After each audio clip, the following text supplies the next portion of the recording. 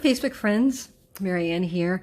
I wanted to talk to you guys about something that I think a lot of us deal with in our lives, and it just came to my attention that maybe I should do a video on this because I'm dealing with it a lot too right now, and that's dealing with toxic relationships. Sometimes we have people in our lives that, people call an energy vampire that just suck all your energy out, and you're like, ah! And growing up, I dealt with a lot of that because my mom, fortunately, is bipolar, and she could run the gamut from being absolutely wonderful and vivacious and fun to just, and there was never a pattern. And there are times when she could be, oh, thank you so much for washing the dishes, sweetie, that's great, to, really getting mad at me or slapping me around because I was washing them clockwise instead of counterclockwise. So that was kind of the way growing up was. And it could be a lot darker and worse than that. And then in the good times, it could be fun. And I had to grow up and realize that whether she was in a good mood or bad mood, when she was in one of these toxic mental states, that none of it had to do with me whatsoever. Well, the amazing thing is that with her Alzheimer's, she's come around to being sweeter and nicer in many ways, for the most part. And then now recently, with the death of her dog, Bailey, she's gotten back to that toxic thing. So I can get a zillion different phone calls a day and, with her demanding to be taken home. And, if I say you are home, it'll be like, you're always right. I'm always wrong. Of course you wouldn't want to help me. Of course you want to hurt me. And, you just go, oh God, and it made me start thinking, how do we respect ourselves? And how do we not allow someone else's, whatever they're dealing with, to affect our lives in such a way that it can just pull us down? Because yeah, of course the words hurt. And of course I have to, with Alzheimer's, just as with what I did with bipolar, I have to be in a position where I go, this has nothing to do with me. And I wish I could say that it didn't always hurt, but of course that's lying. But what I've learned to do is to be able to step back and go, is there something I can control? Is there an action I'm doing that is causing this person harm or displeasure that I can fix? Is there something in their life that is the real source of where their angst is coming from? Are they psychologically in a place where I can go out of my way to help identify that and walk them through that? Now, if a person doesn't have issues, like my mom, if a person actually, is in a frame of mind that's just really got them down. And a lot of people are like that right now because of they're depressed with quarantine, not being able to be around people. And it's gotten a lot of people in a big funk.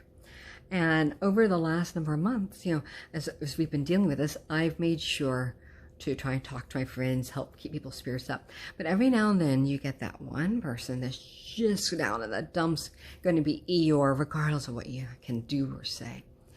And in those situations, you have to decide, how much do you allow yourself to be pulled in? And how much do you go, I got to keep my boundary up here? And do you feel guilty when you put a boundary up? Because I care deeply and because I'm an empath and feel what other people's emotions are, I've had to learn over time, and I'll give Ricardo Cervantes, that Luis Campitacutli, Gorilla, one of my spiritual mentors, a lot of credit for helping me to learn boundary issues, helping me to go, that's where you are. Well, you call me when you're done with that. And it was hard to learn to be able to do that. It was hard to be able to go, maybe I don't owe it to every person to be there every step of the way.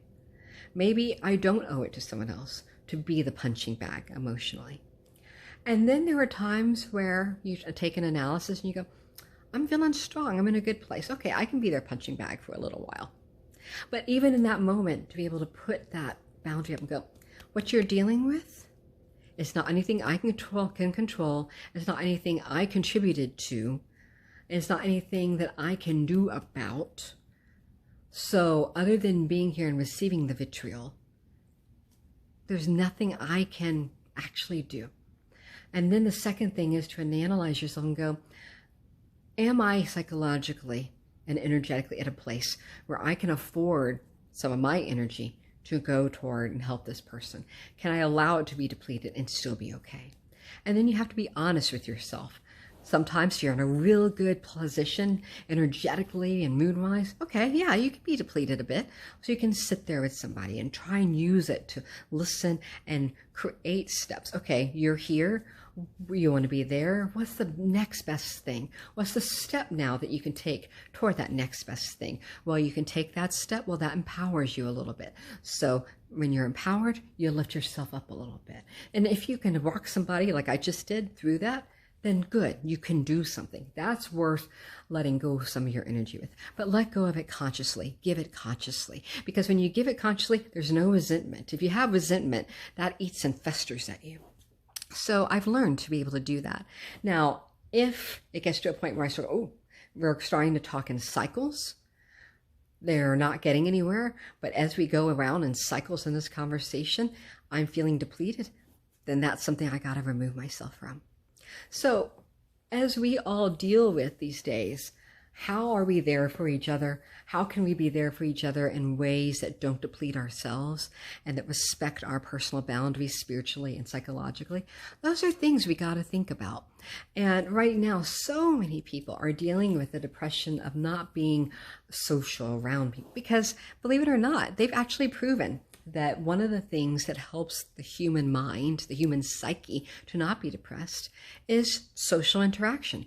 They've proven that when someone is depressed, even if they're a loner that doesn't like talking to people, one of the best things they can do is go to a library, go to the bookstore, go to a restaurant, sit there completely alone with a book. But there is an energy exchange between human beings that just being around people lifts you up.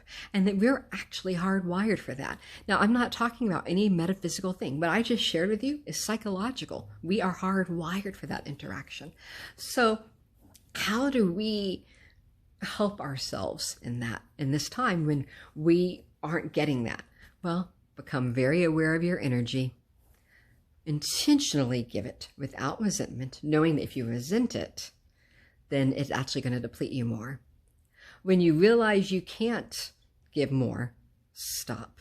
When you realize giving anything is going to deplete you beyond what you have, don't do it. Don't guilt yourself over your boundaries. That's something all of us need to talk about, and we all need to have in our hearts and in our minds to be able to function right now. Because coronavirus isn't fun for anyone, but there is such a thing as the psychological side effects of dealing with this social isolation and how we are there for each other and how we can be there for each other without being depleted ourselves. So because I've been seeing this with friends and dealing with my mom's own issues with her Alzheimer's and bipolar, and even doing our interactions with Mimsy Institute and mask and stuff. And sometimes when people are so frustrated that things aren't happening fast enough, they dump on you, and we have to go, whoa, whoa, whoa, whoa. That's not about me. That's about you. We need to be able to do that internally. And sometimes we have to speak it in order to be all right. So since I'm going through that, I thought there might be a few of you out there that need to hear this for your own self and your own lives.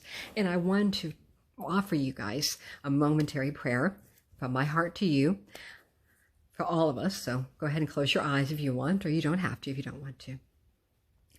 Dear Creator, we thank you for being there for all of us. We thank you for the blessings you bring into our lives. We ask you to help use our lives so that we know we are in service to your will and not to our ego. We ask you to help us be there for each other in such a way as does not deplete ourselves, but helps magnify our capacity for love and supporting each other. Thank you, Creator, for all the miracles you bring in this world. Thank you for allowing us to be part of it. Blessed be. Amen. Amen. So I hope that gives you guys a little lift in whatever you're doing in this world. And I hope that it helps you with the different ways that you're all interacting with each other. So lots of love to you, and talk to you soon.